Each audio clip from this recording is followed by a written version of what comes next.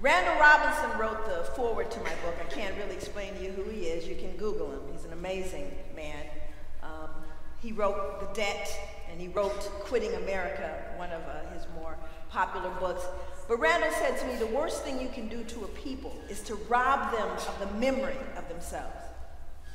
We can't possibly know where we're going if we don't know where we came from. We can't possibly embrace who we are if we cannot honor the shoulders upon which we stand. So the first chapter of my book is called I Don't Even Notice Race. Now, a lot of people of color have heard folks say that to them. Matter of fact, people have offered that to me throughout my life in a way to compliment me. Joy, you know what? I don't even notice that you're black. And I'm going, well, that's interesting, because I do. I wake up every morning and sure enough, there's a black woman staring back at me. You know, and I wonder about, you know, what is it? And I'm really okay with you noticing that I'm black. So the first thing I have to acknowledge, particularly as a clinician, is number one, the statement isn't true. That's the number one thing. You're telling me an untruth, right?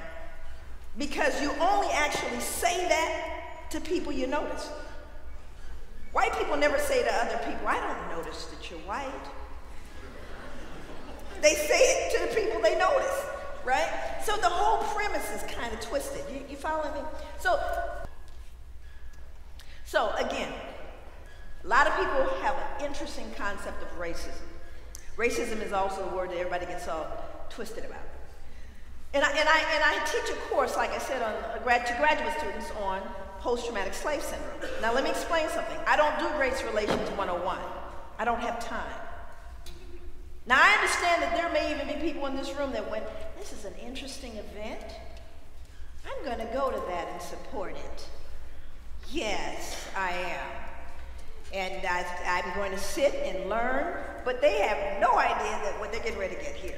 And they may even stop and think to themselves, is it really that bad still?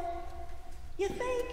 Maybe you people are just overreacting and you may be a little too sensitive.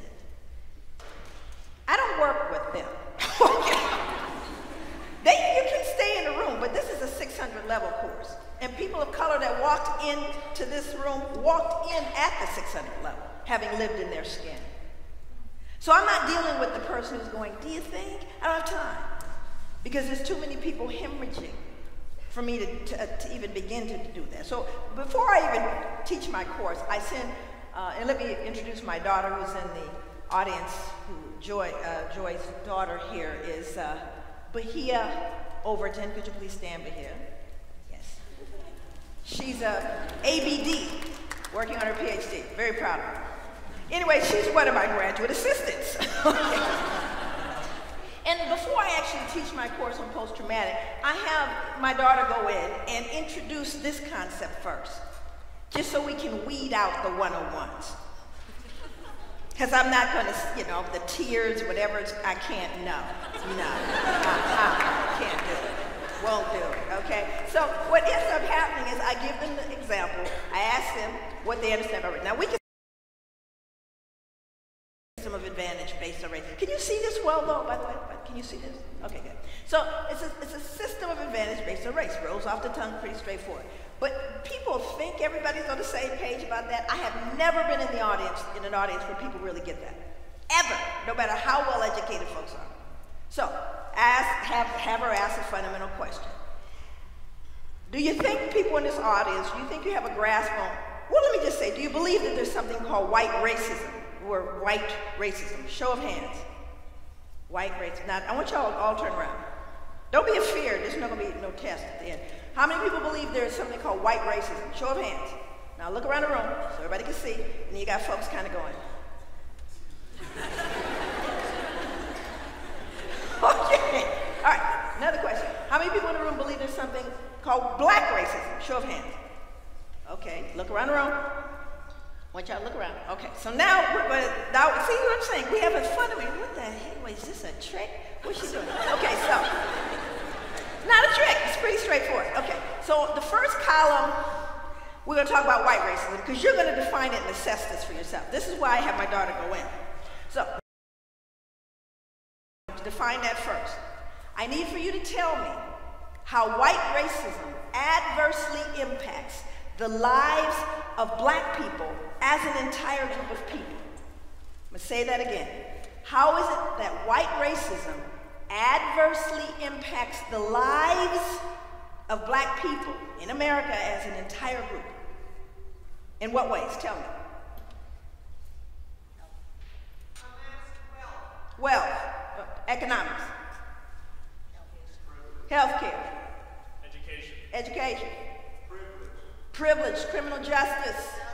Okay, you're kind of getting it? Okay, good. Okay, so now we're going to talk about, and we can go on. We're going to talk about black racism. I need you to tell me, listen carefully, how black racism adversely impacts the lives of white people in America as an entire group of people. You see the difference? You've answered your question. There is something called black people hating. They can call you names. I hate you, hate you, hate you. I hate, jump up and, matter of fact, let's get all 12% of the black folk. I think they say there's 13% of us now. Let's get all 13% of us hating white people. You still get the loan. You still get the house. You still get, are you following me? So you might have black people that hate white people. You may have black people that maybe affect a white person.